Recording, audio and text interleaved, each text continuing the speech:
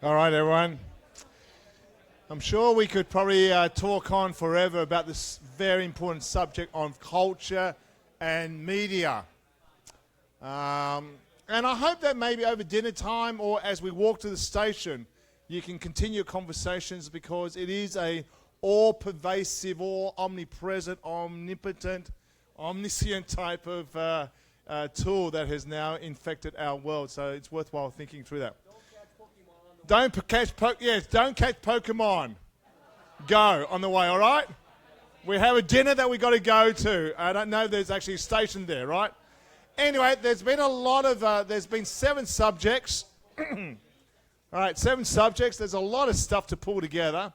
What we're going to do now is Philemon Choi is going to try and pull us together and take us to the next step. After that, we're going to have a break. And then it's going to be our time when we can do some consolidation in our minds in our little groups, okay? So I'm going to without further ado, hand it over to Philemon.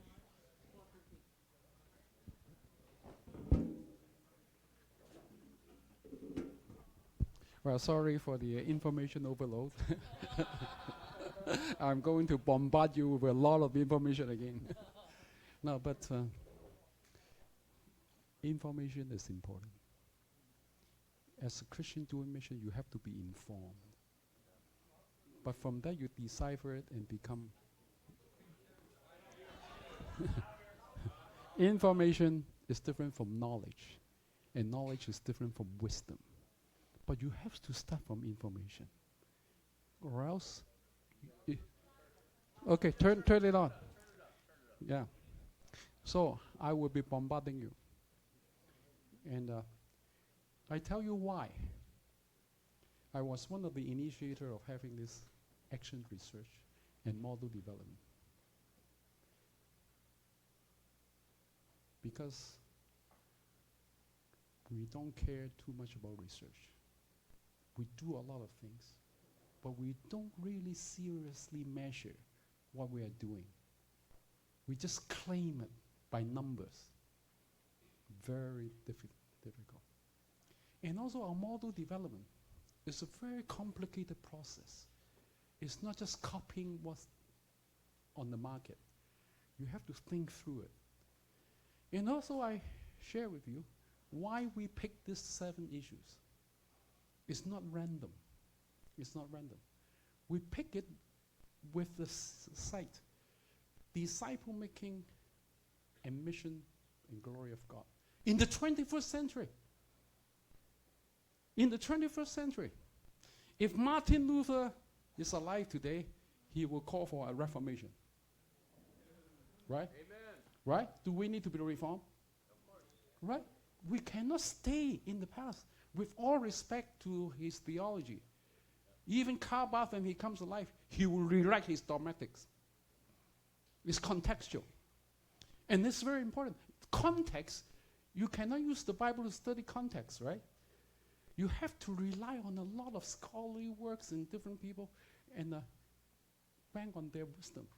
So we selected this after a lot of soul searching, after a lot of study. And I tell you why. Okay. Selecting the themes, responding to challenges in the 21st century. The whole world is coming apart. Cold War, East and West, Samuel Huntington, the clash of 9 civilizations. But now it's not just that. The whole world is totally divided. Even Britain is divided. Europe is divided. United States totally divided. China is divided. They don't want to see, they don't want me to say, but it is. But then the reason why? Why? Now, I'm referring to a very important book, Charles Murray. Now, Jonathan, where are you? Where's, Chinese side. Is he doing this? Sociology. One of the most renowned sociologists in the world. And this has been reprinted, translated in almost every language.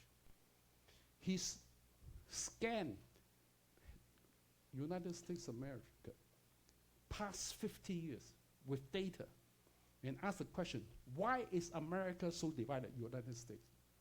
And of course, on the surface, you say it's about racial problem, about political problem, ethnic problem. It's about true. But deep down, he discovered something. He said, in any person, there are 4 domains, 4 dimensions, 4 domains of life satisfaction. Without satisfaction, there's consequence, 4 consequences. Number 1, family divided. United States, totally divided. Right? They can't even define what is marriage. Don't talk about divorce. They're talk. So, family. And not just United States, he compared the statistics with Europe. Europe totally divided. Totally divided, fragmented. Now they aim at one big European community. And now you see how divided. So they did the comparison. Very interesting book. Fascinating book. Facts. Now so one thing, family and mission. If we want to do mission, we want to rebuild. Not the most important thing, most important word in the Bible is one. Right? One against diversity. 3 God, only one God. One God. And our mission is Ephesians 1:10. At the appointed time, all creations will become one in Jesus Christ. So it's about mending this division. And we cannot ignore the division within the family. So I have respect for those who are trying to address this issue. Couples are divided. So, Dr. Chiu, families divided. So, when we address mission, we cannot take this very lightly. So we selected this. Number 2, community. Community, we used to love one another, right? Love one another. And now everyone, doors shut in the United States. How do I know that? Next door is not a terrorist. How do I know he didn't come from ISIS? No trust anymore. The same in Hong Kong. I used to go to my wife's village, Seong Sui. The whole village, same last name. I walk into everyone. They're all my relatives. I have to bring a lot of lychee. Wow. And my children like it. They get a lot of lychee. See, one community. No more. People move. No longer. What do we mean by community? Community is one. Irrespective of whether you're different ethnic background, how poor you are, we are one.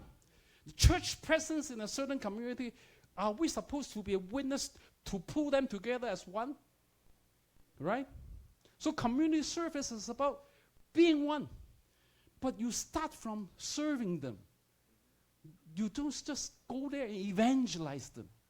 Right? So community service and mission. And then the third problem is vocation. He said America has lost the sense of vocation. It's just a job. It's a matter of earning money. 100%. Vocation is meaning. Vocation is when your gift and your passion meets the needs of the world. It's not self-centered. Terrible. When you lost the sense of vocation, the society breaks down. You see? Even the politicians, it's not vocation. It's for power. Or for money. Then when you look at that, the next generation and even Christians, you have to be a sense of vocation, right? If you're a medical doctor, you're for mission of God. Because you're called to serve those who have disease. We have to reclaim this sense of vocation. Not just pastors and missionaries have vocation, right? Everyone is called. So we study marketplace and mission. 21st century, mission will happen in the marketplace. Because in the creative access nations, you cannot go in as pastors. If you're a pastor on your passport, out. You cannot go in as missionaries. You go into the marketplace, and not just to convert people, right? You help to build the nations, right? You have to bless them, right? You don't go in and convert Muslims, right? You love them. They are divided too. So we talk about marketplace ministry and mission. Faith, totally divided. United States, in God we trust. No offense. Are you serious? Even your public school cannot read the Bible. You cannot pray. One high school principal prayed 22 words in Time magazine. One parent complained, fire. Fire. Fire. He said, you abuse my religious freedom. I look at that 22 words, not evasive, very humble. Faith.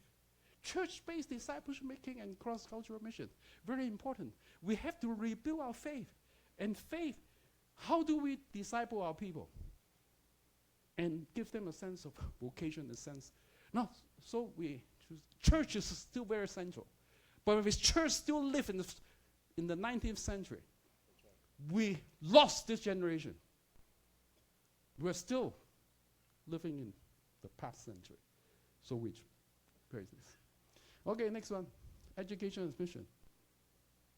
Globally, they are reading this book, Excellence Without a Soul by Harry Lewis. You read it.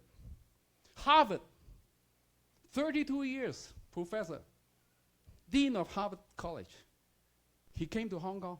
I was given this book. Excellence Without Soul. You're talking about excellence, being lawyers, etc., etc. 208, financial tsunami. Harvard graduate create fraud, cheating. It's American game. Now, no offense. I know you are, a lot of you are American. You see? So what do you mean by so Harry Lewis? Become human with meaning, integrity, compassion. Very basic thing. Lost. And so education is mission. In the 21st century, the battlefield is education. Because you go in there, all the developed countries, they want education. They want solid and first-class education. You see, those Christian universities in America, all secularized. Total secular. Harvard, Stanford. I don't mind to name names. As long as it's not in China, then that's okay. Right? Because I can say anything about against America, right? As long as it's not against China, right? I'm very smart. So the education, they're dying for good education, starting from kindergarten all the way up. Can we go into this country and provide solid Christian-based excellence with soul? And one of the leading thinkers is Parker Palmer. Every 4 years he publishes a book. One of the leading thinker and practitioner in tertiary education. To know as we are known. Beautiful. What is education? To teach is to create space in which obedience to truth is practiced. So theological. He won the heart of all the tertiary educators in the United States. And poke down the deep. What is education? Theology of education. How do you, what is space? What is obedience? What is practice? You see, we need to reclaim. This is very important. Every kid, they go through at least 20 years of education, right? And we abandoned this very important field. And we left it. Then we complain, how come our students go to the university and they lost their faith? We should review it, right? So education is mission. Okay, Christian counterculture, culture and media. Another, we were discussing it. Culture shapes the people's worldview, their lifestyle, their time they spend, their leisure. You see, everything is on the iPhone. Everything. You say Apple.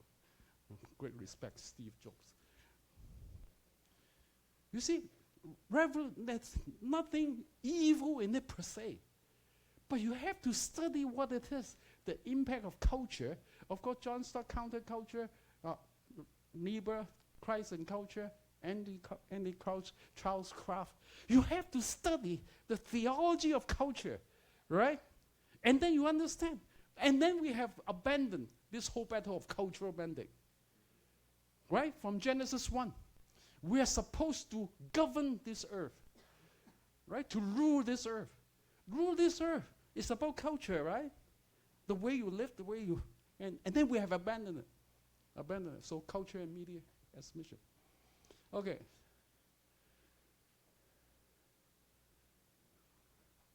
One more. Youth and mission. Of course, I spent 43 years as a youth worker. I was originally trained as a medical doctor. And then the Lord called me down a different path. And working with young people keep you young. Yeah, I'm forever young.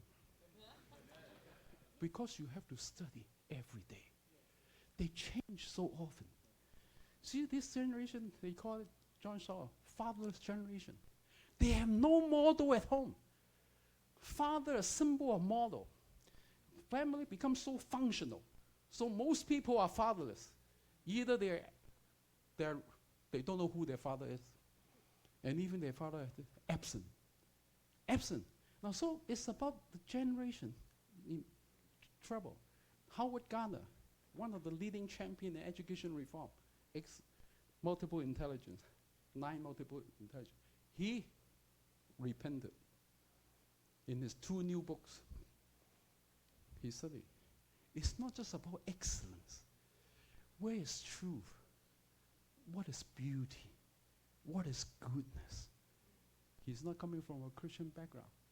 For this coming generation, they are so skilled in technology and different professional skills, but these basic things are lost. And are these Christian values? It takes a professor in Harvard to identify these 3 areas that are lost. What about Christians? Are we concerned about youth and truth, youth and beauty, youth and... how do we define beauty? Huh? How do we define? And then Howard Gardner is very old. Together with a new IT specialist in university, a professor, he came up with this book, The App Generation. It's a different world. Grown-up digital. Don Topscott. Now you have to study them instead of just condemn them. I am still studying Pokemon. Yeah. A global phenomena. Something could happen. All the hidden youths in Hong Kong, they are on the street. Everybody doing exercise. I asked them to come out and do exercise, they never did. And now they are all, so I celebrate. Thank you, Pokemon. You solved my problem. I visited a hidden youth. 3 months he was just in his room, playing his war games. Didn't even come out. Wow, it took me 3 months to seduce him to the sitting room. And then another 3 months to get back to our community. Another 6 months to get back to school. And Pokemon do it in 1 second. Thank you, Pokemon. I wish I knew you earlier. So youth and mission. Youth is living in another satellite. You have to study. You have to learn. You have to study their culture.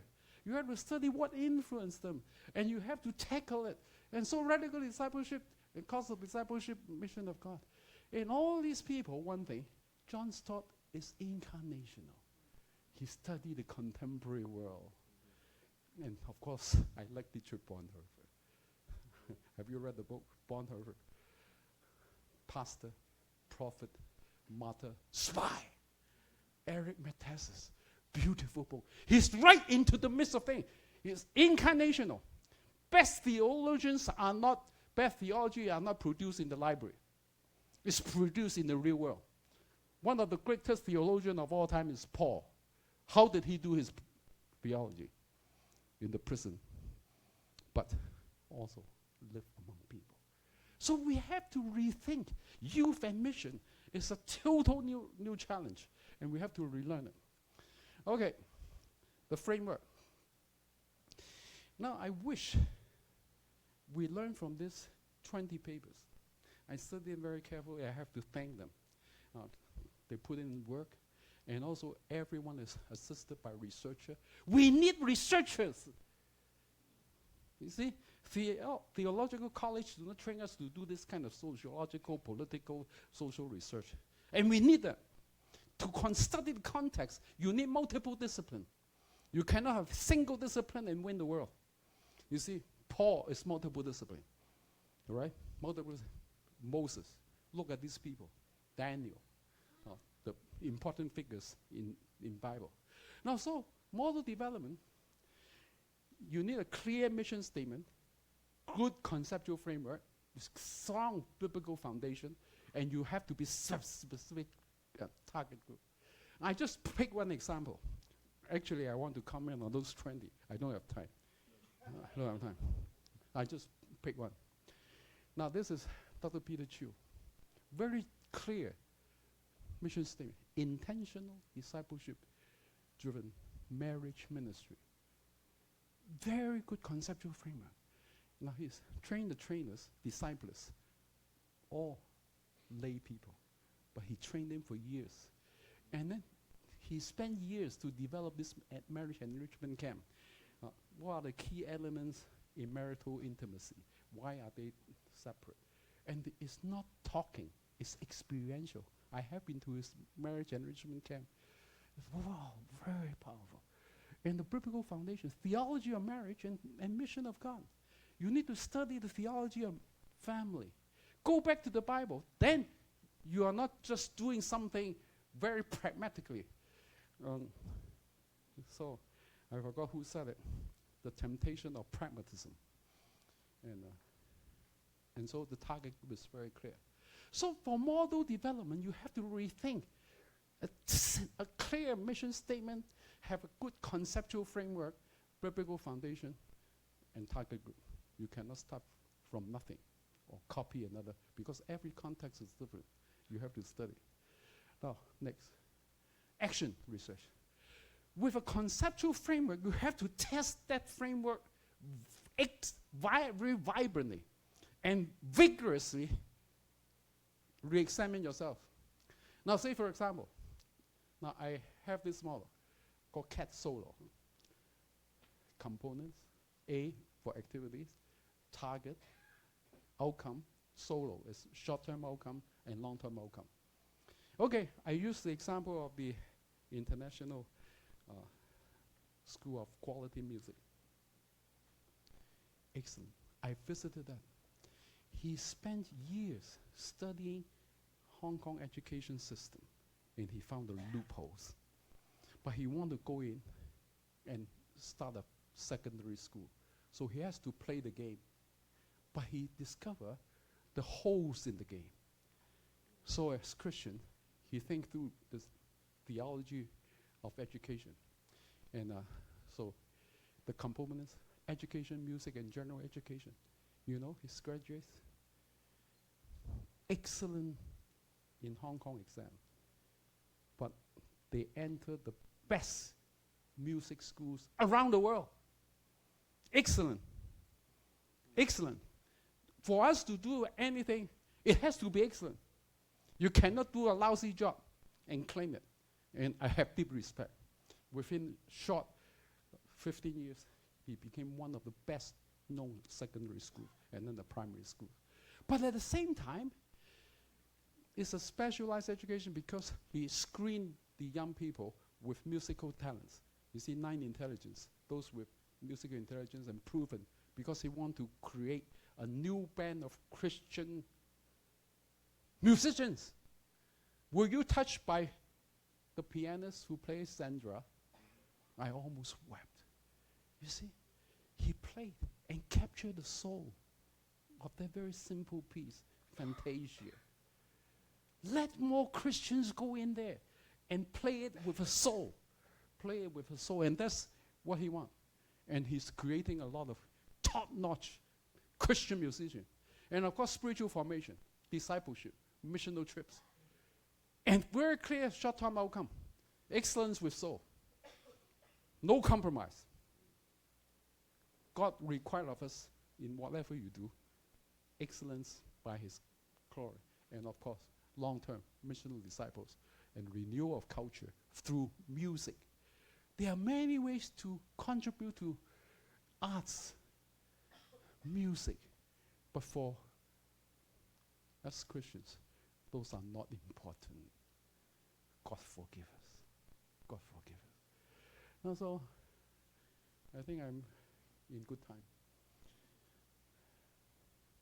So actually, I want you to go back and look at this frame and re-examine whatever you do with this kind of frame, theological, etc., etc., and then measure it. You see, we don't measure what we do. We don't measure what we do. Short term, long term, and all the research part is weak. You see, you have to do qualitative, quantitative, with someone very objective, with someone who really understand what research is, and not just wishful. Okay, finally, gather equipped. Now to follow up what we are doing in this conference, next year, in our consultation, thank you, many people came to the consultation this noon. Wow, packed the room. I don't know how many there are. Global Young Missional Disciples Training Conference. And the training is intergenerational. We need train the trainers people to train the mentor who mentor the disciples. But the key are these young Christians who aspire to become missional disciples. They need equipping. We cannot just send them out because they have the passion. A lot of casualty. I served in the board of a mission. We sent out young people, all on fire, and came out as casualty. God forgive us. 90% of them fail. And with all respect to short-term missions, sometimes we're very wishy-washy. So, number 2, retreat. You see, I like Dr. Emin Chen. He said, into the sanctuary. Right? How?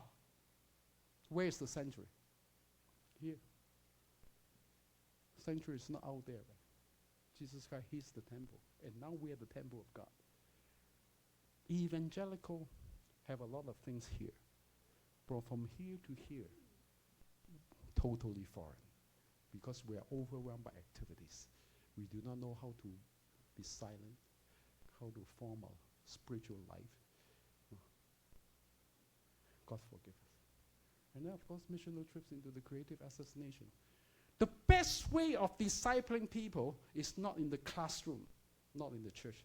To bring them where the action is and mentor them and walk with them. The way Jesus did it, of course, he gave the Sermon on the Mount. But most of the time he spent with people in the real world, meeting people who are demonized, leprosy, poor, different cultures. Okay, so we are going there. And followed by that, we'll continue regional training conference. This is a devotional conference. This is an inspirational conference. This is an information overload conference. But God forgive us. But we need solid training based on research. Research of the world. We have to know the world, discern the world. And we have to know the truth. And the truth has to be in flesh. So we propose this action research and model development, not just for entertainment, for us to take home and ponder about it and rethink what we are doing. Review every program you're running. Some of the programs are not worth doing anymore. It just keep a lot of your staff busy. Drop them, right? Drop them after serious evaluation. And when you develop a new program, go through this process, right? And then you don't start from scratch. You learn from other models, right? Sam said it's right. University, we are teaching by case studies. Harvard Business School is all about case study. You don't start from scratch. There are a lot of people doing similar things. Why don't we learn from them? God bless you. Thank you very much. Thank you.